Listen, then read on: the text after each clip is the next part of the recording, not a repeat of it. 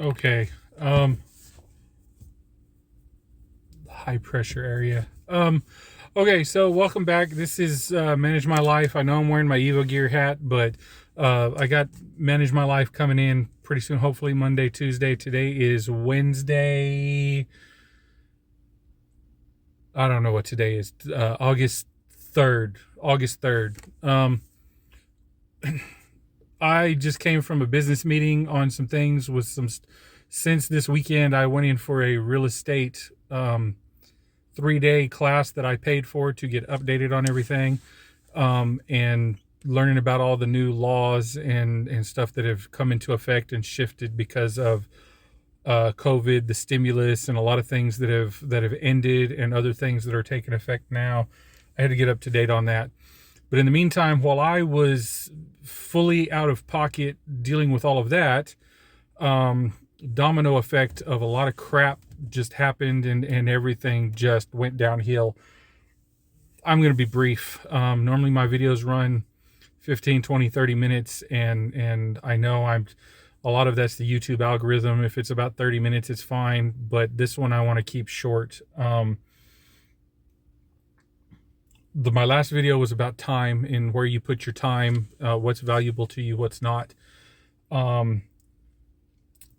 After this last week with everything that's happened, it's like God or whoever has fully thrown it in my face that even though I have my stuff together on certain levels to move forward and keep moving forward, because I've got a mental state of get on it, stay on it, keep moving, keep grinding. That's just the way I was raised. A lot of people don't. And so a lot of stuff is coming into effect with the, especially with my children. It's coming to the fact that it really does take a village to raise a child. And for those of you that think I'm going to give you a different perspective on this, especially for those of you that don't know. The best analogy I have that's going to make to drive this point home for it takes a village is this. Think about school. Think about business, for where you work at. Or if you run and operate your own business, think about this. There are different tiers, different levels in school, that hierarchy of where everybody fits as per where they were hired, their job roles, all of that. So let's take school, for instance. In school, if you have an issue, you go to the teacher's aide. If they can't resolve it, you go to the teacher. If they can't resolve it, you go to the counselor. If they can't resolve it, you go to the assistant principal, the principal. You work your way up the food chain there, basically. Same thing at your job. You have a supervisor, then a manager, their manager, all the way up the line. Same thing in if you own your own business, there is there's supposed to be a chain, that ladder for chain of command to handle everything, because you can't handle it all on your own. I can't handle it all on my own. And I run and operate several different businesses on many different levels. And I'm also an employee on many different levels. There's a lot in there that comes into effect that people don't understand. So it's the same thing with your family dynamic, your family hierarchy with how you raise your children. So to further get into that, and again, briefly, because I'm already at like 4 minutes here, look at it this way, because I'm going through that issue right now. You as the father or the mother, single parent, married, doesn't matter. You as the parent are trying to establish chain of command, get your children to understand your job as a parent is to love them, to teach them, to raise them so that they can grow up to be proper people, to avoid conflicts, to be successful. You want them to be happy. You want them to be successful. You want them to be healthy, all of this stuff. But yet you have conflicts with them. I'm having conflicts with mine right now. Other people I know are having conflicts with their children. But where this comes into effect for the It Takes a Village is So I'll use my son for example. He and I don't see eye to eye. According to him, I'm always trying to control his life. He gets interested in something, and then he'll ask me for help, and then I'll give him that help and give him the breakdown for organization to be successful at it, and say, okay, we've already talked this out. What do you need me to do to help you with? And suddenly he doesn't want to do it anymore. And the excuse is, I'm trying to control his life. Okay. Trying to get your children to do chores 9 times out of 10 is just insane. This is where, when you're trying to get them to do something, you have that godfather, that godparent, that favorite aunt or uncle, that family friend, someone who's close to the family in there, where they're there to support you for the what is now in the last several years been called co-parenting. Co-parenting is the new tag for it takes a village to raise a child. So what it is I try and get my point across, and for whatever reason, because I'm dad, I come across as Charles Schultz Peanuts adults with wah wah wah wah wah wah wah wah wah is all you hear. And then the children are like, yes ma'am, no ma'am, and it goes in one ear and out the other, and they don't seem to freaking care. And they're fighting you on every level. Well, then that's where Uncle Sammy over here or Aunt Jane comes in and says, and they come at it from a different angle with a different tone, but they're reiterating and saying the exact same thing I just told that child to do, or tried to get that child to do, but they're coming at it from a different angle because right now, daddy doesn't know anything. Everybody hates daddy because daddy's stupid, blah, blah, blah. I know more than daddy. But Aunt Jane or Uncle Sammy over here are really cool, and they have the cool approach, and they make it seem cool to do that because it came from a different angle, because they're in the cool zone right now. So this is the co-parenting. That co-parenting is it takes a village. That's all there is to it. It takes a village. This is what I've been preaching and trying to teach for 20 plus years now. And a lot of people laughed at me in the beginning because they were like, you're 19, you're 20, you're 23, you're barely even becoming a parent. You're still a baby yourself. What the hell do you know about all this? Okay, look, the simple truth of the matter is, I was very blessed with my parents on many, many levels. But I had my conflicts too. I wasn't abused growing up.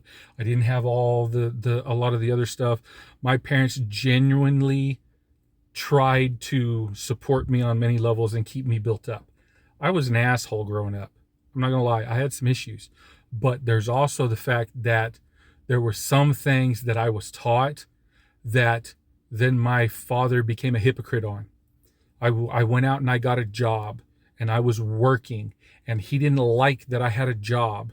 And so he said, as long as you live under my roof, you follow my rules, and you are not allowed to have a job. You have to quit that job. I was a straight A student. I didn't have any issues with that. And I was working a part-time job to get what I wanted, and he didn't like it. And my mother did not like it. And so they jumped my ass on a lot of levels. And my father said, you're quitting that job. And I said, no, I'm not. And then he said, this is my house, my rules, you don't like my rules, there's the door, don't let it hit you in the ass on the way out. I moved out at the age of 13. At the age of 13, I have been on my own, paying my own bills, busting my ass, working jobs, going to school. I have 3 college degrees and many, many, many certifications on many levels all across the board. I have been on my own since I was 13 years old. I am not saying this to make it seem like I'm better than you or this or that or anything else. I have literally been on my own since I was 13 years old. I am now 46. I have paid my own bills, put myself through high school and everything else. I tell my kids all the time, if I'd had these opportunities that they have now with being able to go online, to take college courses and everything else online, all of this stuff, I would literally be a version of Doogie Howser, because I would have been graduated and then some at 13. I would have had all of that stuff done on many, many levels. but none of that existed at the time when I was growing up in the 80s. Just didn't happen. Wasn't there. So what do? And there are so many opportunities here and here, to the point that I think that this generation now, that are just now hitting 13, 14, 19, 20, that I think they're too overloaded. They have too many choices available to them. And I think that's what the millennial problem is they are so overwhelmed with choices that they can't make a decision because they don't know what to do. I think that's what the problem is. Just from observations. And then you have a severe lack of motivation on many levels too, to where most of them they don't want to work. And that point has been driven home even more because of my generation saying you should, we were forced to grow up too soon because our parents were boomers. Our parents were the World War II generation, were our grandparents and our parents in a lot of levels. That was our parents. They were the greatest generation. They were the baby boomers. They were the ones who jumped on us as Generation X and pushed us on a lot of levels to grow up too fast on a lot of levels. And so a lot of my generation, after having long conversations with this isn't just me theorizing. This is actual words from my own generation. A lot of them are guilty now because their children are 19, 20, 25, and on some levels they've come across kind of worthless. And you hear it all the time in social media. This generation, the millennials, are worthless. They don't want to work. They don't want to do anything. They don't want to learn how to drive. They have no motivation for anything. They have no work ethic. A lot of that is my generation's fault because we overly babied them. And a lot of my generation now is having massive guilt trips because they're guilty. They feel guilty and it's hurt them. So my advice is don't feel guilty anymore. Move forward. You got to sit down and have these conversations with them. You've got to find ways to work with it. But at the same time, I can only do so much because I don't know, no matter how much I try to be involved with my children in their lives, there's still that part that I'm never involved in. When they're at school, the relationships they have at school. When they're at work, the relationships they have at work. When they go out and I'm not with them, the relationships they have. There's a lot involved there that takes effect. And I can't be involved in that. I just can't. Because they're not going to grow. They're not going to learn if I'm always holding their hand. All I can do is pray that I have given them enough skills to take their intelligence to enough levels, to a high enough level that they can make the proper decisions. And if they make a mistake, that they know how to properly deal with it.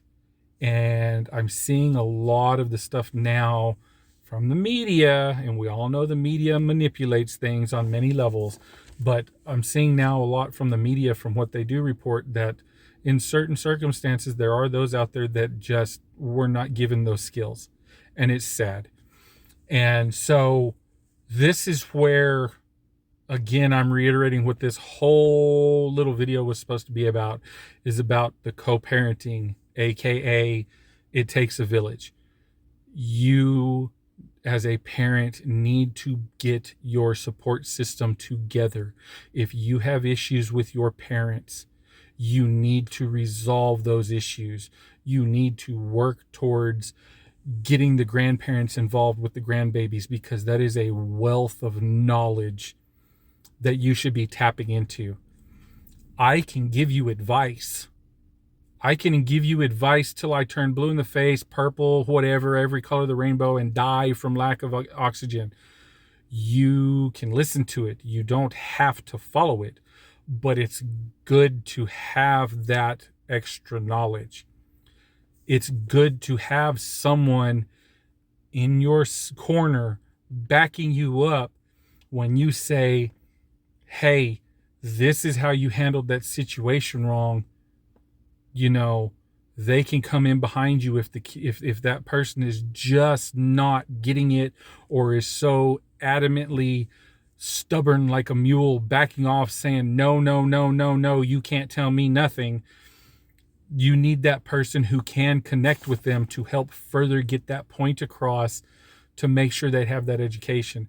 Because if you don't, the more you try to be supportive and the more they fight you, the bigger the chance is that they're going to go off and do something stupid simply because they're doing it because you told them not to. They know it's wrong, but for some messed up reason, they have it in their head that I'm going to get back at you by doing exactly what you told me not to do. We've seen that happen as a generation. My generation has seen that happen because we've gone out and done it. And there are a few things that I wish I had done differently growing up, but I have to live with it. But that's neither here nor there. I left when I was 13. I am an adult. Did I grow up faster than normal? Yeah. But at the same time, there were things I wanted to do and accomplish in my life that at 13 I knew, just because of how I was raised and by the people that were involved in my life, that taught me, as well as what I saw with my parents, with my father being in the military and my aunts and uncles and all of that, being around the military lifestyle, the discipline and everything. There are things that I learned that I had an advantage, and I was not going to accomplish what I wanted if I had stayed there with my father controlling things the way he did. It's his house, it's his rules, he's paying all the bills. I had to respect that. I had to go by that. So I made the choice to leave. And he said, you don't like it? There's the door. A lot of us, I know for a fact, a lot of you had the same thing I had. And you can associate with what I'm saying because you had it happen to you. That's just the way the reality was back then. And some of us got out and did it. And I've lived on the street. I've eaten rotten food out of garbage cans and everything else. And I swore to every god, goddess, deity, demon, you name it. I've sworn up and down every way possible I would never let that happen to my children. And I'm still running into situations where my children are stubborn as a mule and fighting me on levels.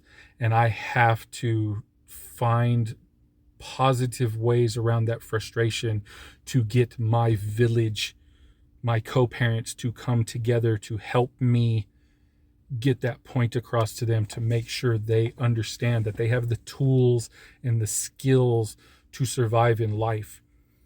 And so I needed to clear that up because I keep running into that there's situations that are going on right now. I just had one truck broke down and the engine's gone. So now that's money out of my pocket. I got to go get another vehicle. So that's just reality. So can I sit here and kick and scream and throw a fit and act like a 2-year-old and have a massive freaking temper tantrum, holes in the walls, tearing stuff up? Yeah, I could do every bit of that, but what's it going to do? Not a damn thing. It's not going to fix anything on any level. I just have to buckle down, bite my tongue, and figure out what's what and to deal with the situation. I've got money tied up in places. Can I go get one right now? Yeah, in a heartbeat. But my money's tied up in other things that I've been working on for a while. So now I have to do my schedule and fix things. And with the complications, it takes that village to come in and help fix things, to help manage things, to help keeping moving forward. I've reached out to many, many people. I have friends here that I've reached out and tried to help you on that level. And some of you get it.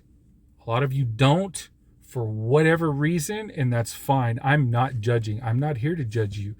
But I'm simply saying, I hope that this little talk here, as well as others that'll be coming in the future, help you realize there's a million ways to skin a cat. As they say, you just got to find the one that works for you, for your situation, to make you move forward and be successful. You have to control your emotions and quit wallowing and acting childish, throwing the temper tantrums and stuff, because it's not solving anything. And in some cases, it puts you in an even worse situation than you already were, because you lost control for that moment. So yeah, it's my challenge to you is to work on your network, to work on your village, to bring your village together properly for people you can love and trust, to help you and back you up and call you on your bullshit when it's bullshit, to move forward progressively, successfully, everything. My challenge is for you to work on your village, to bring your people together networking wise, so that if you have a problem with your children, someone can come in and reiterate, hopefully can make that connection that you're missing because everybody's being stubborn. Work on that if you have something going on business wise or whatever, that there's people there that can help come in and help you and fix everything. So again, this went a little too long. I tried to keep it short. We're at 21, almost 22. So love y'all. Peace, love. I hope this helps. Feel free to message me on Facebook. Do not call me. Just message me, because I'm in and out all the time and I can't always answer the phone. Message me. We'll set up a time to talk if you have to talk on the phone. But yeah, it's, if you want to discuss this further, leave comments in on the YouTube side or on the Facebook side, because I'm going to post this on Facebook too. Just leave comments. We'll talk. And if I can help, I will. And we'll just go from there. So again, peace, love. Talk to y'all soon.